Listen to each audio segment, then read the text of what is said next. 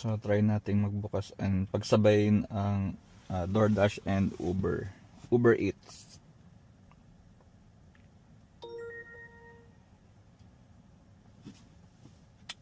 So yun, medyo mahina ang DoorDash ngayon eh. And nawala na ako sa platinum status, kaya yun, medyo mabababa na yung mga offer na binibigay, na binabato ng DoorDash. Compared nung platinum status, priority kasi yung pagka platinum status ka, priority kang batuhan ng mga magagandang offer. So pagka hindi, yun, syempre sa'yo yung mapupunta yung mga hindi naman medyo okay.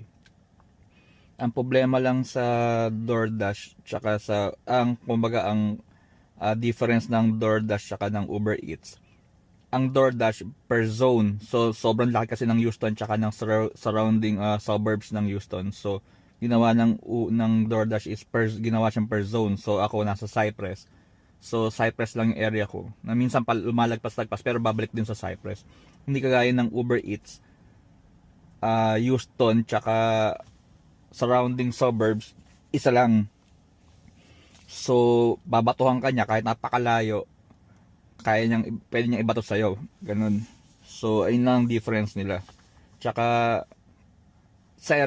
depende sa iba. Sa iba kasi sabi nila Uber Eats maganda raw offer. Dito kasi mas maganda talaga ang DoorDash na mga offer eh.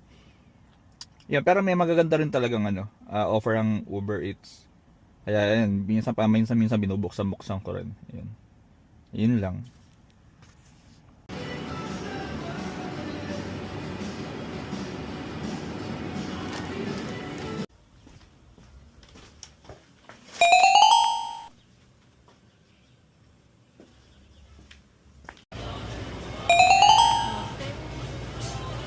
Thank you.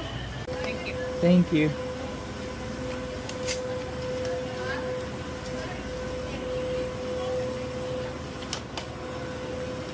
Thank you. Okay. Thank you. Thank you. Have a good day.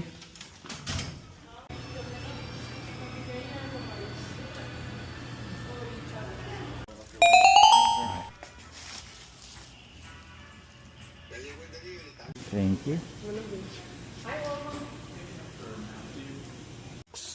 There you go. And have a great day. Okay. Thank you.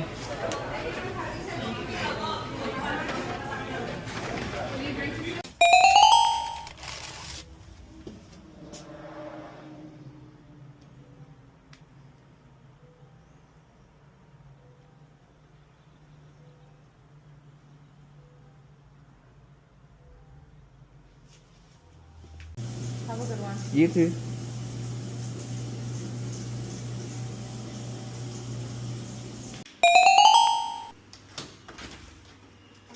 Hi.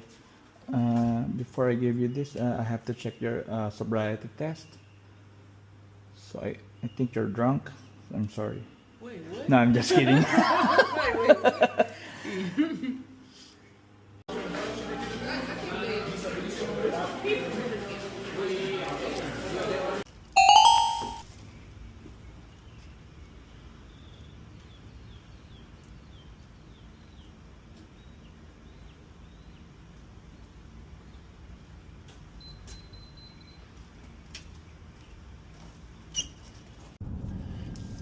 So ayun, medyo mahina yung DoorDash pero kumbaga naisalba tayo ng Uber Eats, buti pinagsabay ko.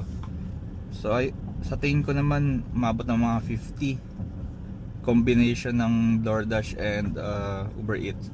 Sa DoorDash nakaano lang ako eh, ilan ba yung mga, siguro basta below 20, mga 18 siguro, hindi ko pa naano mamaya.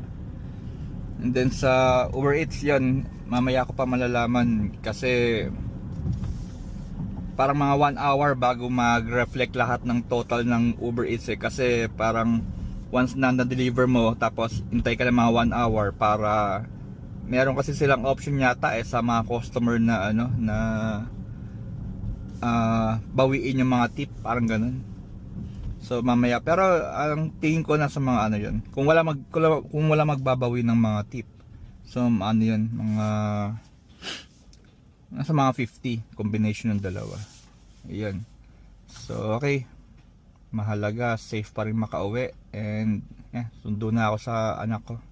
Salamat.